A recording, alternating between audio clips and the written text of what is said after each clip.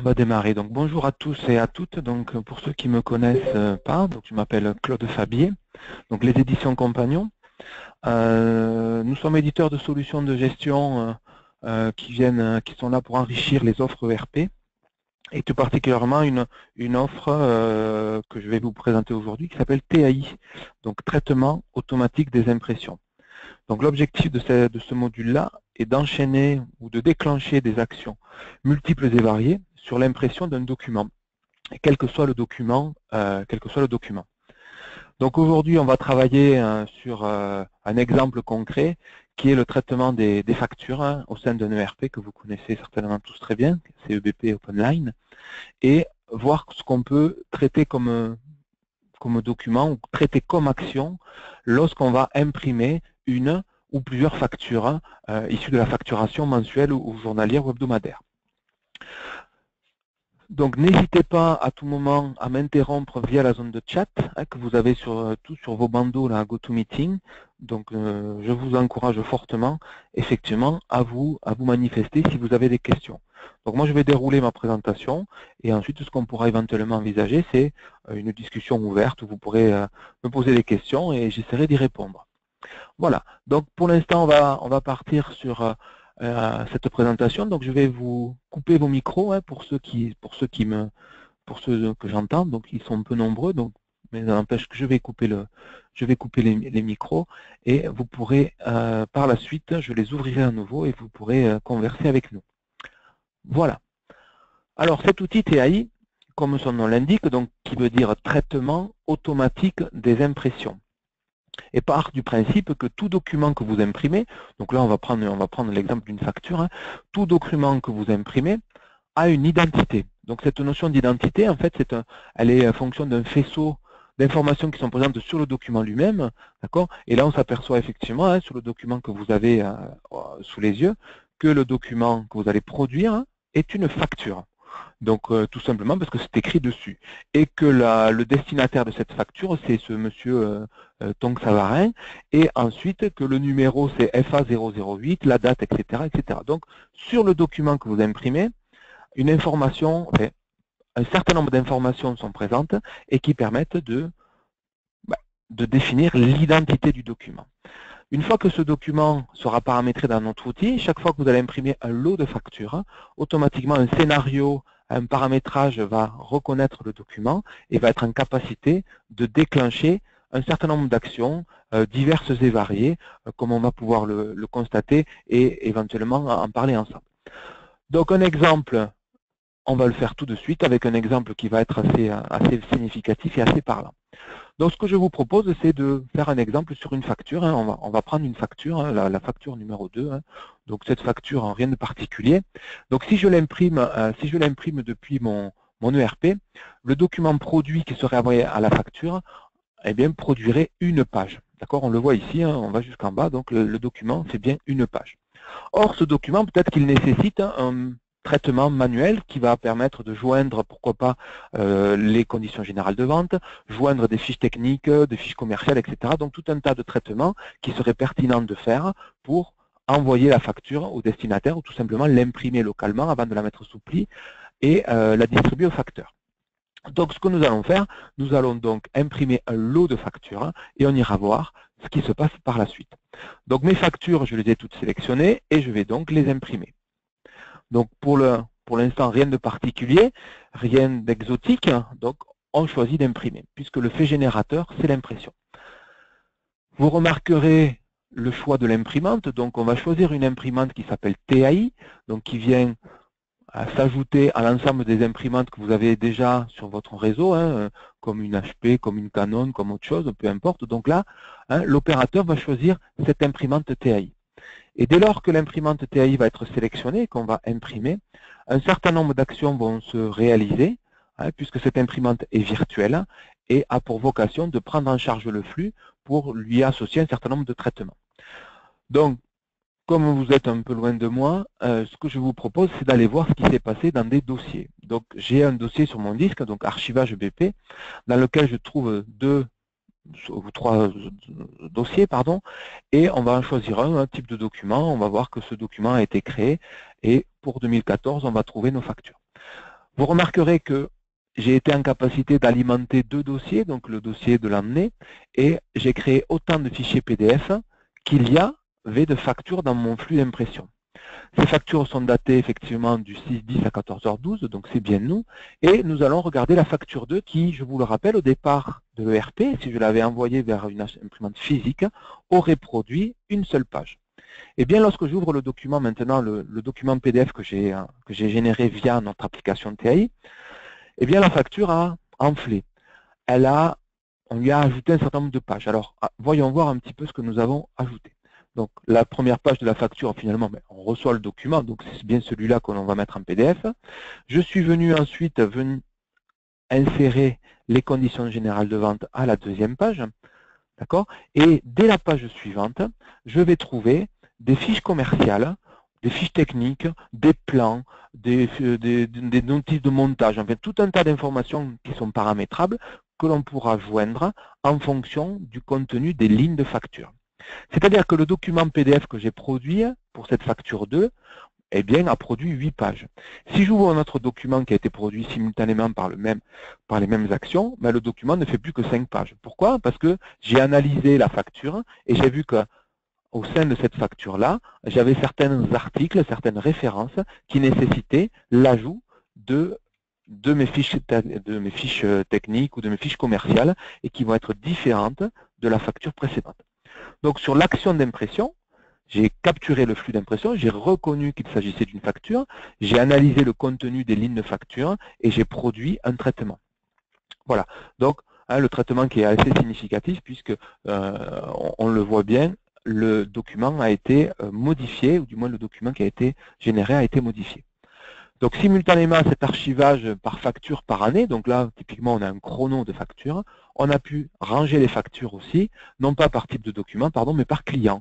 Parce que ça peut être pertinent effectivement de ranger les factures par client et je vais trouver un dossier par client qui a été créé et pareil avec la même déclinaison pour descendre par client, par année, par mois. Et là en l'occurrence c'est la facture numéro 6 qui appartient à ce client CL009.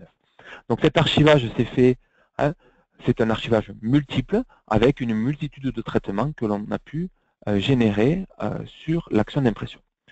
Donc, pour reprendre un petit peu le thème de la présentation, comment rendre les factures intelligentes? Eh bien, typiquement, voilà ce que peut être produit par TAI, mais on va voir bien d'autres choses qui peuvent être faites, puisque là, on va voir que la génération d'un PDF. Alors, si je soulève un petit peu le capot de la mécanique, donc pour un utilisateur, le TAI se manifeste par une imprimante. Donc c'est vrai que pour un utilisateur, un opérateur, j'allais dire un opérateur standard ou classique, eh bien, on lui a rajouté une imprimante à sa liste des imprimantes définies, à pouvoir utiliser. Ensuite, sur un serveur, on a installé notre module qui s'appelle TAI Server. Donc ce module TAI Server va stocker l'ensemble des procédures, va stocker l'ensemble des scénarios possibles en fonction des types de documents. Donc on a vu des traitements qui étaient que l'on venait d'opérer sur une facture, mais rien ne nous empêche de prendre en charge d'autres types de documents et d'autres provenances. D'accord? Donc on peut tout à fait envisager d'utiliser TAI avec Excel, avec Word, avec un Outlook, pourquoi pas, avec un logiciel de dessin, avec un logiciel de gestion de production, ou tout outil qui est en capacité de générer un flux d'impression. Donc on n'est pas seulement limité à un ERP, mais on est limité tout simplement à une fonctionnalité qui est celle de l'impression. Alors regardons un petit peu notre facture. Pour définir un scénario, pour définir une procédure, c'est le terme que nous avons choisi, nous avons besoin de définir effectivement, ou du moins de capturer ou de délimiter des zones au sein d'un échantillon. C'est-à-dire que, comme on l'a fait tout à l'heure en préambule, on a imprimé à l'écran la facture et on a pu voir que les zones étaient situées à tel ou tel endroit. Eh bien, ce travail-là de définition de la procédure, des variables, on va le faire en back-office par un consultant ou pourquoi pas par le client lui-même. Donc là, on trouve un échantillon de ma facture, d'accord, c'est-à-dire que c'est une impression pour du beurre de la facture que j'ai défini comme étant un modèle d'impression. Et donc, à partir de ce modèle d'impression, je vais utiliser ma souris pour définir les zones, pour délimiter les zones où sont telle ou telle information. Donc, si je veux identifier le numéro de la facture, eh bien, je vais mettre un texte en haut, numéro de facture, voilà. Et donc, tout simplement, je vais tracer avec ma souris, je vais entourer la zone qui stocke finalement ce que je cherche. Je cherche l'information, ou du moins j'ai besoin de cette information numéro de facture pour déclencher un traitement, pour faire quelque chose. Donc j'ai besoin de lui donner un emplacement. Donc je trace avec ma souris un cadre qui enserre le texte. Alors évidemment, si on fait un cadre bien large, eh bien TAI va lire tout le contenu du cadre. Donc là, pour le coup, ça devient moins pertinent puisqu'on a une masse d'informations qui ne va pas nous servir à grand-chose. Par contre, être en capacité de définir de façon chirurgicale telle ou telle zone, ça permet de répondre à une contrainte, à une problématique qui va être où se trouve mon numéro de facture. Donc l'assistant va me guider tout au long de l'évaluation de ma procédure. Donc là, rien de particulier, donc l'assistant nous guide, peu importe. Il s'agit d'une zone de sélection, voilà, donc c'est une étape incontournable, mais qui n'est pas dévolue aux opérateurs ni aux personnes qui vont utiliser TAI. C'est un travail qui est fait en back-office, une bonne fois pour toutes, et qui s'appuie sur un format d'impression, sur un modèle d'impression. Donc une fois que j'ai défini un certain nombre de variables, on appelle ça des variables au sein d'un document. Donc vous voyez, on va retrouver la date de la facture, on va retrouver le destinataire du document, le commercial, le code client, etc. Donc je suis en capacité ensuite de utiliser, du moins de déclencher et de solliciter des actions. Typiquement, j'ai souvent l'habitude de prendre comme analogie le couteau suisse. Le couteau suisse a la particularité d'être un couteau qui est équipé de plusieurs outils. Et effectivement, en fonction de ce que l'on veut faire, on va solliciter tel ou tel outil. Et bien, TAI, c'est la même chose. C'est le couteau suisse de l'impression. C'est-à-dire que vous allez combiner, vous allez associer, vous allez enchaîner des actions les unes derrière les autres pour produire un traitement pertinent. Donc, voyons voir ce que nous avons comme action. À partir du moment où sur un modèle de document on a défini des variables, on va être en capacité de solliciter toutes ces actions présentes dans TAI de façon standard, sans option particulière, et qui vont permettre, pourquoi pas, de générer du PDF. Alors, regardez, on va faire un exemple rapide, l'objectif étant de vous montrer la simplicité de l'outil. Donc, je veux générer un PDF avec un archivage particulier, un archivage qui serait, je ne sais pas, par commercial, par exemple, oui, parce qu'on voudrait regrouper les factures par commercial. Eh bien, un assistant, encore une fois, me permet de me guider dans la conception du PDF que je vais générer et pour aller directement à l'onglet enregistrement. Dans cet onglet enregistrement, je vais définir le lieu où je veux stocker ma facture. Donc, j'accède à mon réseau. Donc, chez votre client, on va accéder au réseau. On va choisir, pourquoi pas, on va créer un nouveau dossier, tiens, par commercial, on l'identifiera commercial. Voilà. Et je vais ici continuer le nommage en utilisant toutes les variables que j'ai identifiées sur le document. Donc je veux ranger par commercial. Eh bien, pas de souci. En faisant clic droit, dans le clic droit, je récupère toutes les variables que j'ai tout à l'heure identifiées, que j'ai définies. Effectivement, on la retrouve ici, le commercial. La nôtre, numéro de facture qu'on a identifié tout à l'heure. Le commercial, et je vais continuer pour dire, eh bien, ce serait intéressant de ranger toutes les factures d'un commercial dans un même dossier. Eh bien, allons-y, continuons. Clic droit, je récupère ici une variable qui s'appelle type de document. J'avance encore, je peux mettre l'année et je pourrais éventuellement finir tout simplement par le numéro de pièce. Alors, le numéro de pièce, point PDF, puisque je construis un PDF. Donc, je vais nommer intelligemment le dossier. Je vais utiliser les zones que j'ai capturées, que j'ai délimitées sur le premier onglet pour définir, pour associer, pour donner un nom à cette facture, à ce fichier PDF. Ensuite, je pourrais décider d'enchaîner des actions. Peut-être qu'il serait pertinent d'envoyer un email. Peut-être je veux envoyer cette facture au destinataire de la facture. Eh bien, en sollicitant ici l'action d'email, d'accord, je peux utiliser soit un envoi en utilisant le serveur SMTP, soit un Outlook éventuellement. On peut définir un responsable, enfin un expéditeur, pardon. Le destinataire, on a tous compris qu'en faisant clic droit, on allait récupérer les variables. En l'occurrence, il y en a une qui s'appelle email client, qui aura été définie dans le premier onglet qu'on a vu tout à l'heure. On peut mettre un message qui serait par exemple le nom de la société. Alors je ne sais pas si je l'ai le nom de la société, pourquoi pas. On pourrait dire c'est par commercial ou c'est par code client et mettre votre facture, par exemple, type de document, numéro. Donc je compose un email qui va être vraiment totalement paramétrable et totalement dédié au destinataire. Dans le corps de l'email, c'est la même chose, cher client, si je joins votre facture, Alors, pareil, le clic droit, etc., etc. Numéro, en date du. Donc, on compose quelque chose d'assez dynamique et de personnalisé. Évidemment, il sera pertinent d'y joindre la facture qu'on a traitée à l'étape précédente, hein, évidemment. Donc, je choisis d'utiliser une variable dernier fichier créé ou modifié. Je pourrais rajouter d'autres fichiers. Une fichier, parce que vous êtes sur un salon, donc vous définissez une invitation, j'en sais rien, ou le nouveau catalogue, ou la tarification de telle ou telle nouvelle saison, etc. Donc, pouvoir communiquer avec votre client.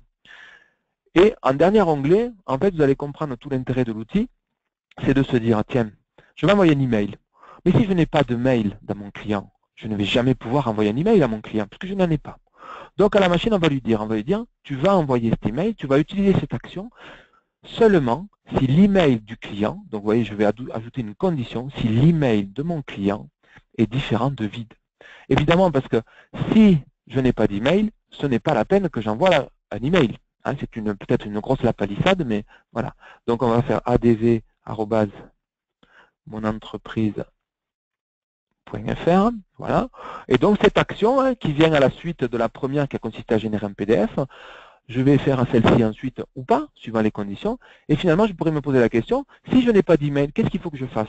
Eh bien, je dois lui envoyer la facture par courrier. Donc, il faut que je l'imprime. À ce moment-là, je vais solliciter une action qui va être l'impression du document. Je vais imprimer ma facture, puisque jusqu'à présent, on n'a pas parlé d'impression physique. Hein. Je vais imprimer ma facture sur mon imprimante de mon réseau, qui est mon imprimante Canon, et je vais conditionner encore une fois cette action à dire, je ne vais imprimer que si l'email est vide. Et oui, puisqu'il faut bien que je fasse quelque chose si je n'ai pas d'email. Donc, par ce biais-là, on vient de définir un scénario. Donc, l'email du client est égal à vide. Voilà. Donc, comme ceci, je vais ainsi permettre de monter un scénario un peu complexe, du moins de 3 actions à partir de la 9e, 9, 10, 11. Je fais le PDF, qui est rangé, lui. J'envoie l'email si j'ai un email. Si je n'ai pas de mail, j'imprime. Et ainsi de suite pour solliciter toutes les actions qui sont présentes dans TAI, qui seraient par exemple l'exécution d'une instruction SQL. Alors ça, c'est un peu plus technique, mais ce serait pourquoi pas de faire un insert into, de faire un update sur une base de données, pour ajouter ce que j'ai fait pour un éditeur concurrent à l'ERP qu'on utilise. Hein. Donc j'avais une gestion commerciale, je fais un devis, et j'avais la nécessité, j'avais l'obligation par le responsable commercial de créer une opportunité dans le CRM. Et bien avec cette solution TAI, dès lors que j'ai généré le devis en PDF que je vais envoyer à mon client, et bien automatiquement, j'ai fait une instruction SQL qui a consisté à faire un insert into. D'accord? Donc, je peux ainsi ajouter simultanément de faire des actions sur le déclenchement d'une impression de n'importe quel document. Ensuite, bon, on a vu l'impression, on peut générer un fichier texte, on peut gérer un fichier qui va consister à supprimer, renommer, déplacer, copier un fichier. Pourquoi pas? Peut-être que je génère un PDF de ma commande, je l'envoie par mail, et après, ce fichier commande, je vais le déplacer dans un dossier autre où je vais le supprimer. Pourquoi pas? À trouver la bonne utilisation de notre outil. Alors, je vois qu'il y a... Voilà, non, c'était nos amis qui me posaient une question, mais qui nous ont quittés. Continuons. Maileva, certains connaissent peut-être, hein, c'est une filiale de la Poste dont la vocation première est de rematérialiser un flux d'impression. Hein, plutôt que de imprimer chez vous ou de faire imprimer chez vos clients, vous allez dire, on va soumettre le flux d'impression à Maileva, qui va réceptionner le flux, qui va ensuite l'imprimer, le mettre sous pli, l'affranchir et le donner au facteur. Donc tout ceci avec des coûts qui sont imbattables et qui sont dans tous les cas rapidement amortis, hein, des coûts qui sont vraiment un peu onéreux au regard du travail fourni, puisque toute une gestion, toute une manutention du document est dévolue pour le coup à des machines sur les serveurs de Maileva. On a vu tout à l'heure la fusion, enfin on a vu le résultat, donc les fameuses conditions générales de vente. Regardez comme c'est facile. Quel est le premier fichier à fusionner? Eh bien, je vais utiliser le dernier que j'ai créé. Je vais ensuite chercher, pourquoi pas, mon fichier qui contient mes conditions générales de vente. Je crois qu'elles sont ici. Non, elles sont pas. Je crois qu'elles sont ici. Voilà, mes conditions générales de vente. Et je vais dire où je veux mettre mes conditions générales de vente. Est-ce que je veux le mettre à la page 0, la page 0 voulant dire la dernière page de la facture, ou je peux dire à la page 2, ou je peux dire éventuellement au recto de chaque page, ou au verso de chaque page. Donc je définis le dossier, l'endroit où je vais fusionner mes conditions générales de vente. Et je choisis ensuite l'enregistrement. Le fichier qui fusionnait, je l'enregistre où? Eh bien, l'idée, peut-être, c'est de la rajouter au même endroit, hein, donc directement ici, en disant, eh bien, je le rajoute là où je l'ai pris. Hein, j'ai pris ma facture à tel endroit, j'ai fusionné les conditions générales de vente et je vais l'enregistrer au même endroit. Voilà, donc j'ai enchaîné les actions. Alors, évidemment, la logique de cette action 12, peut-être qu'elle serait pertinente d'être faite après l'action 9, c'est-à-dire, je fais mon PDF, je fusionne, et après j'envoie par email. Donc, à ce moment-là, on va monter l'action pour qu'elle s'enchaîne dans l'ordre chronologique et pertinent pour que ça produise un traitement, encore une fois, qui soit logique dans ce qu'on veut faire. Continuons un petit peu l'analyse des actions possibles. Donc, on peut communiquer avec un serveur FTP. Typiquement, j'ai eu à faire ça sur un client qui utilise le RP EBP dans la région grenobloise, qui nous a sollicité pour déposer sur un site FTP les factures. Et oui, parce qu'ils ont un site de e-commerce, ils voulaient mettre à disposition les factures émises par eux-mêmes pour leurs clients. Donc j'ai fait une procédure qui prend en charge le flux d'impression et qui dépose sur un site FTP les factures. Et ensuite, l'éditeur du logiciel de e-commerce va récupérer le document dans le dossier du fichier FTP et à ce moment-là, l'intègre automatiquement dans le compte du client. Peut être pratique comme traitement.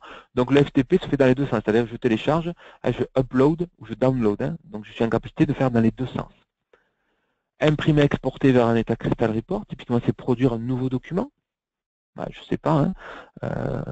Il serait d'imprimer des étiquettes simultanément à l'impression, imprimer des bordereaux de préparation triés dans un ordre différent, avec des codes barres écrits en gros, je n'en sais rien.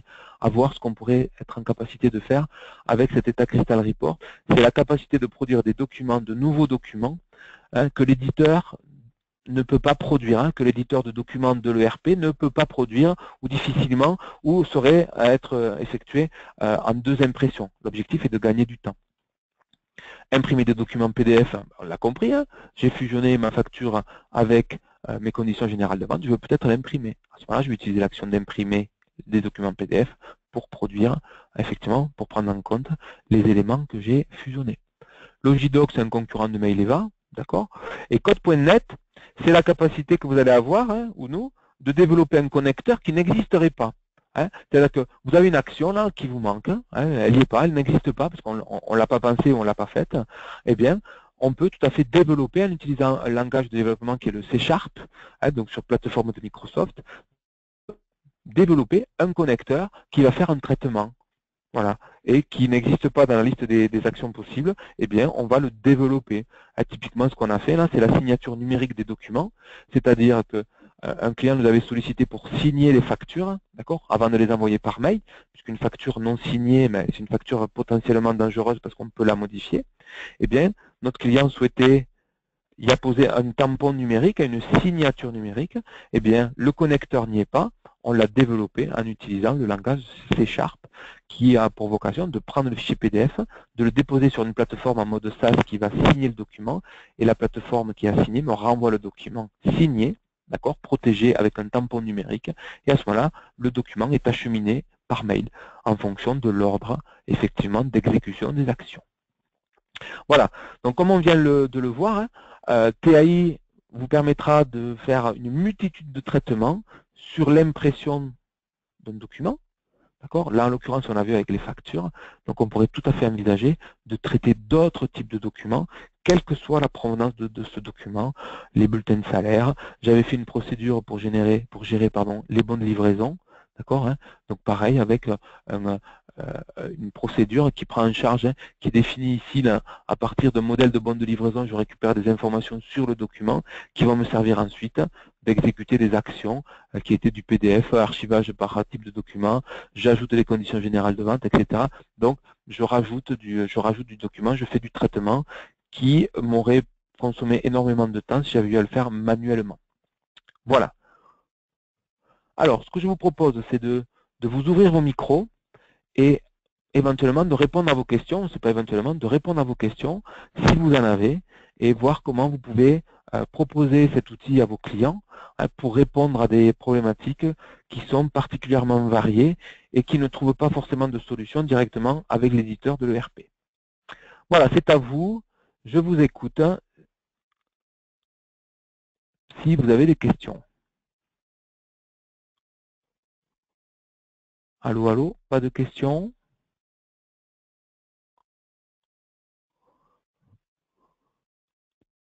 Alors, les tarifs. On me parle des tarifs. Donc, le tarif de TAI, donc, alors ça, c'est notre service commercial qui vous fera passer précisément les tarifs. Alors, déjà, je peux vous donner au niveau du bloc comment ça fonctionne. Donc, quand vous faites l'acquisition de TAI, vous achetez la partie serveur, la partie client. Donc, la partie serveur, c'est celle que vous avez sous les yeux, pour lequel on va vous déclencher, on va vous générer une licence en fonction d'un nombre d'utilisateurs. Vous voyez, la licence que j'utilise moi sur ma machine, c'est pour 15 utilisateurs. 15 utilisateurs nommés. D'accord, ce sont des utilisateurs nommés que l'on va suivre par le compte de connexion Windows. Voilà. Donc, au bout on va pouvoir renseigner ici 15 utilisateurs et lorsque le 16e va utiliser l'imprimante TAI, eh bien, il va y avoir une erreur.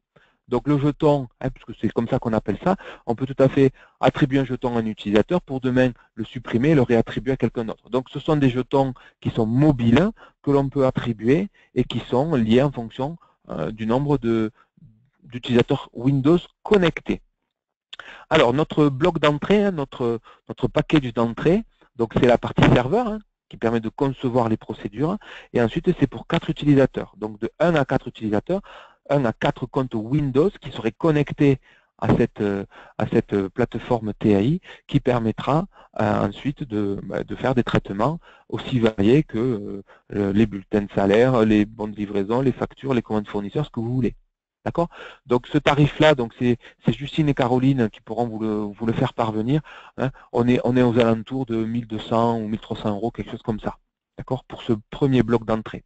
À cela, on va ajouter le support, donc qui est un pourcentage du prix de vente en fonction du nombre de licences. Et ensuite, il y a le déploiement. Le déploiement de TAI chez le client, qui là est à votre j'allais dire à votre charge, ou alors à la nôtre, puisque soit vous nous sous-traitez le déploiement de TAI, soit on vous propose un transfert de compétences, c'est-à-dire que on vous forme et vous êtes ensuite autonome pour facturer la prestation que vous voulez à vos clients. Vous nous achetez en gros la licence et c'est vous qui déployez chez les clients.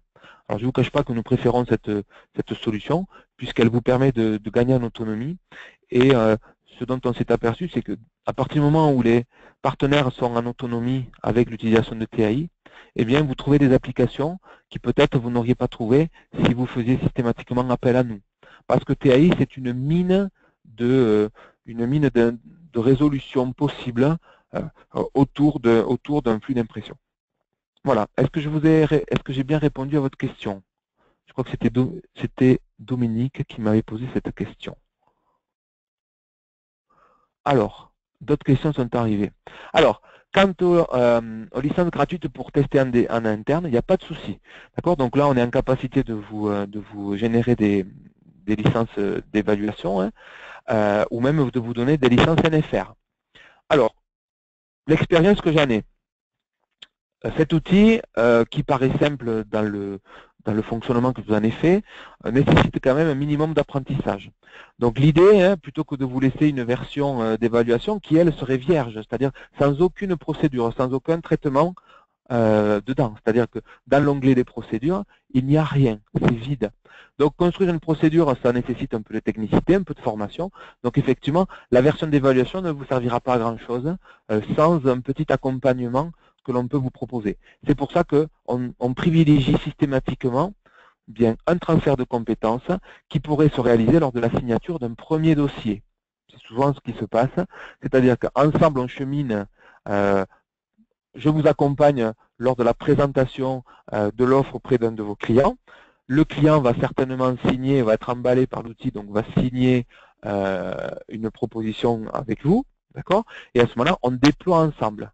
C'est-à-dire que le jour où on va mettre en place chez le client, eh bien, nous sommes tous les deux, vous et moi, et à ce moment-là, on déploie chez le client, ce qui permet d'une pierre deux coups.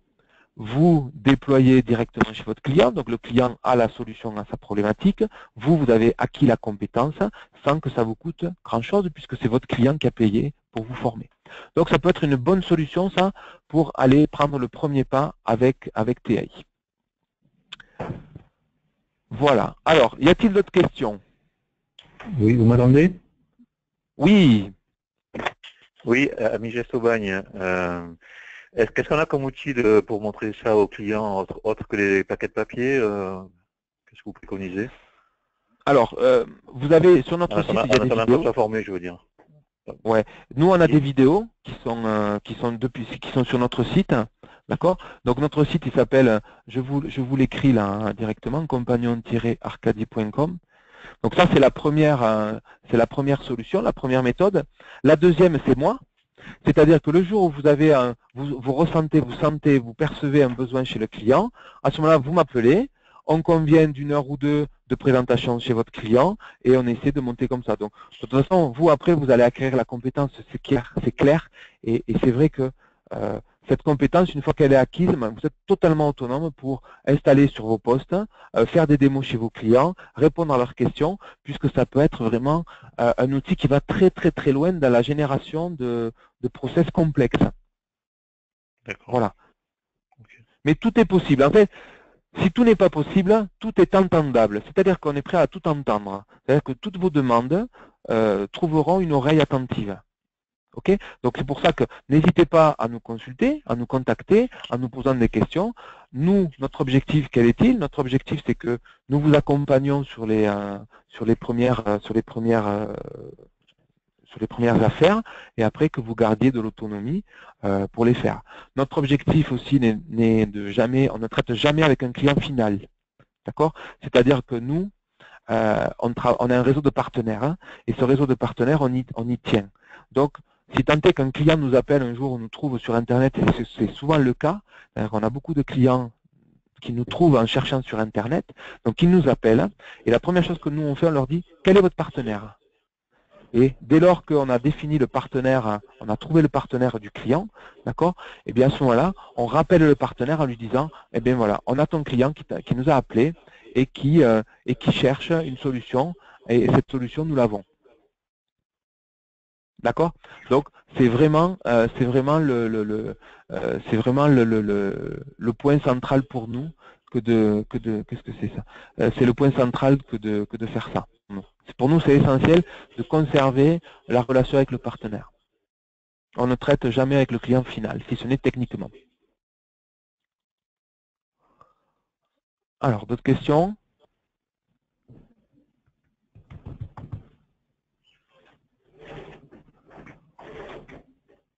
Bon, mais écoutez, s'il n'y a pas d'autres questions, je ne peux que vous encourager à méditer sur ce que vous venez de voir. Je vous écris mon nom et mon numéro de téléphone, d'accord? Vous pouvez me solliciter à tout moment sur des choses tout aussi variées que je ne sais pas, à vous de trouver le besoin. Sachez qu'il n'y a pas de limite, il n'y a pas de limite dans les questions que vous pouvez poser. Il se trouve qu'on s'est aperçu parfois que des questions étaient posées et qu'on trouvait des réponses et des solutions. Voilà. On est d'accord? On est d'accord. Allez, mais écoutez, donc je vous souhaite à tous et à toutes une bonne fin de journée, et puis en espérant rapidement avoir de vos nouvelles hein, sur une première affaire, hein, et pour que ensuite vous puissiez vous amuser avec cet outil. Super. Voilà. Merci beaucoup. Merci. Au revoir. Au revoir.